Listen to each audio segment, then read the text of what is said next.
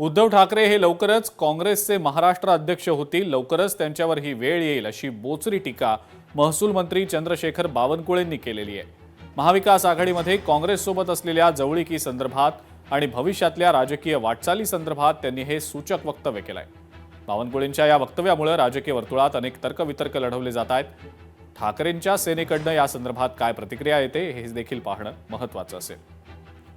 एखाद वेळ असा येईल पुढच्या काळात की अखिल भारतीय काँग्रेसचे अध्यक्ष महाराष्ट्राचे उद्धव ठाकरे दिसतील। असाही काळ उद्धव ठाकरे येऊ शकतो, कारण शिवसेनेचं धनुष्यबाण एकनाथजीकडे गेला आहे आणि त्यामुळे काँग्रेसचे उद्या अध्यक्ष झाले तरी मला असं वाटतं काय आपण त्याचं नवल वाटून घेऊ नका।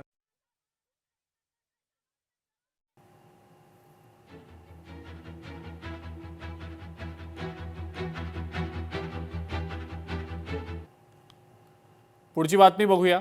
कल्याण डोंबिवली पालिका निवडणुकीमध्ये भाजपनं मतदानाआधीच काही ठिकाणी आपला विजय निश्चित केलाय। प्रभाग क्रमांक 18 मधून रेखा चौधरी आणि प्रभाग क्रमांक 26 क मधून आसावरी नवरे या दोन भाजप नगरसेविकांची बिनविरोध निवड देखील झालेली आहे। या दोन्ही प्रभागांमध्ये प्रत्येकी एकच अर्ज आल्यामुळे निवडणूक निर्णय अधिकाऱ्यांनी त्यांना बिनविरोध विजयी घोषित केलं। या विजयाबद्दल मुख्यमंत्री देवेंद्र फडणवीसांनी या दोन्ही नवनिर्वाचित नगरसेविकांचं अभिनंदन केलं। बिनविरोध निवडीमुळे कल्याण डोंबिवलीच्या राजकीय पटलावर भाजपला मोठं बळ मिळाल्याचं दिसतंय।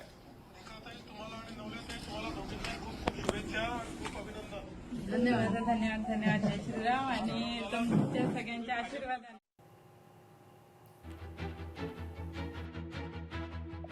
जिल्हाध्यक्षा सौ रेखा राजन चौधरी आणि त्याचबरोबर डोंबिवली शहरामधील संघाचं घर म्हणून ज्याला ओळखलं जातं असं नवरे यांचं घर, त्यामधील सौ आसावरी काही नवरे अशा दोन